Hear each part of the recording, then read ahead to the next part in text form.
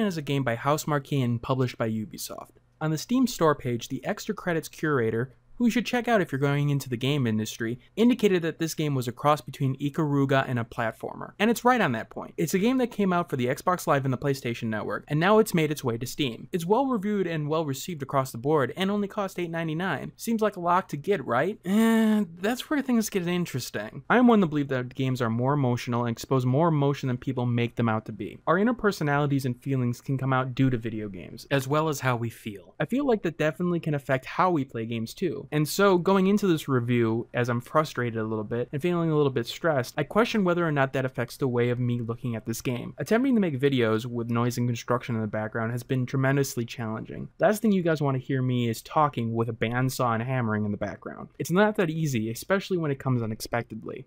And at the surface, Outland looks to be a game right up my alley. A concept we haven't seen in platforming for a while, if ever, mixed with a particular art style and made by a studio that's made a reasonable game before in Super Stardust HD. And here I sit, telling you that after the first 2 hours of gameplay, I'm bored. I'm not liking Outland on the surface, and yet I'm finding reasonable reasons why. Ones that I don't think I'm pulling out of my ass. The story revolves around two sisters who created the world, and now who want to destroy it. A hero long ago imprisoned them, and the spirit of the hero has been resurrected along with them. You are supposedly that hero, and you do get a sequence where you play as the old hero as well. In terms of progression of the story, most of it's done by the narrator, and I was not listening to it most of the time. The story may work for some people here, but it doesn't work for me. Too little characterization or information is given early on for me to get interested in the story. To me, it feels like the story is just tacked on the end of it to bring the game together as an art experience. The gameplay is your typical platformer, but with one big twist. There are two powers, light and dark. Projectiles that are thrown at you of the same color are ignored, while the other ones damage you. Enemies are the same way in terms of damage, and certain platforms that have those colors will only activate if you are that color. This element, in particular when applied to platforming, is the strongest element this game has going for it. There will be challenges at times when you'll have to time your jumps and change color accordingly to either dodge those bullets or change to the right platform color. There are times that it works surprisingly well and feels like a challenge, but there will be times that you will get frustrated, especially if you don't see what the game wants you to do. Taking a moment to stop and think about what you're doing is your best friends when dealing with these obstacles. Just taking a second and thinking, oh, okay, if I jump here, will help you see what's going on. Exploring in terms of platforming can work at times, as there are hidden secrets to find in terms of artwork or more coins to gather. As of now, the coins only upgrade your health and energy, so there's incentive to keep on collecting them. Now, that's not to say that the platforming doesn't have its flaws.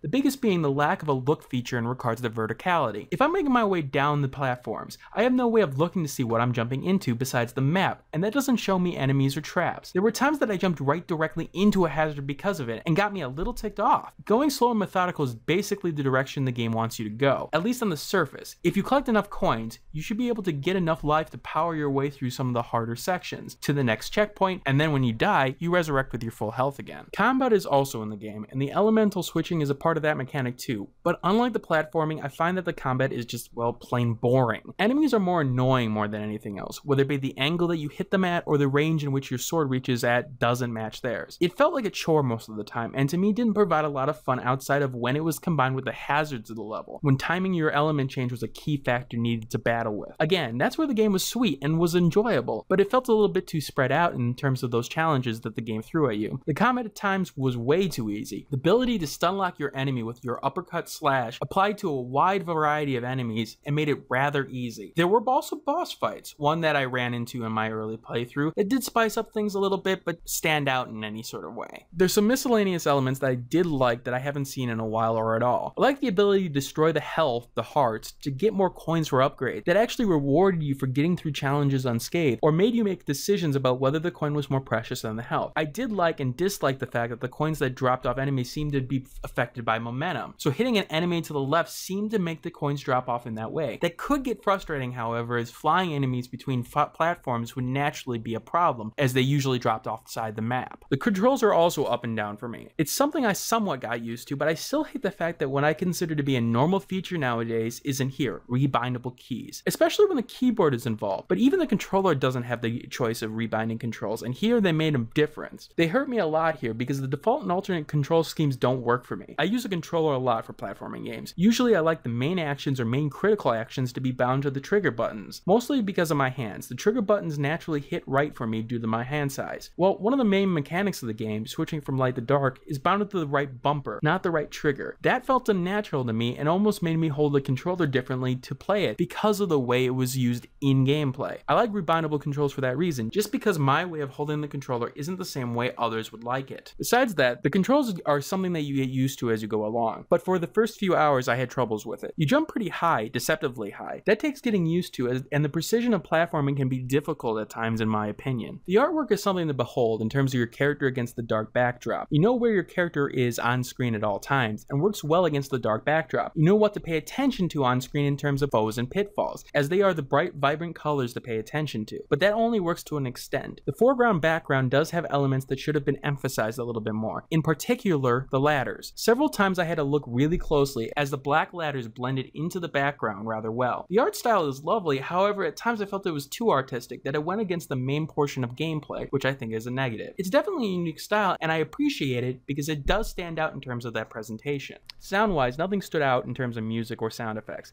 They are secondary to everything else and it's more to support everything that's there. The music isn't memorable at all, but does fit the mood the game is trying to go for. But here's the thing I'm having problems with. Did the game keep my interest? Honestly, it didn't. It slowly waned, and even the new mechanics they introduced only briefly kept my interest over time. Again, like I said at the start of this video, I realized that I may be projecting my current emotion in the game itself, but after the facts here, I still hold that Outland is a flawed game, and it didn't keep my interest for that long. But as for you, would it keep yours? I can see the game having appeal even though it doesn't appeal to me. Honestly, I couldn't think of other platformers recently that I would play over Outland. Schrodinger's Cat and the Raiders of the Lost Quark, Shovel Knight are two prime examples. It's the prime example of a game that I would attempt to pick up at a Steam sale, where the price would be something like $2, the game regularly costs $9. But right now, considering that you can pick up other platformers for a couple more dollars that I mentioned above, I can't honestly recommend it at this time. But if what you've seen here in this video does interest you, then it's the type of game that you will enjoy. Hey, thanks for watching. If you have a chance, leave some feedback and comments below. If you liked the video, hit that like button. And if you want more content like this, hit that subscribe button. This is Dragnix signing off, hoping that gaming brings as much fun to you as it does for me.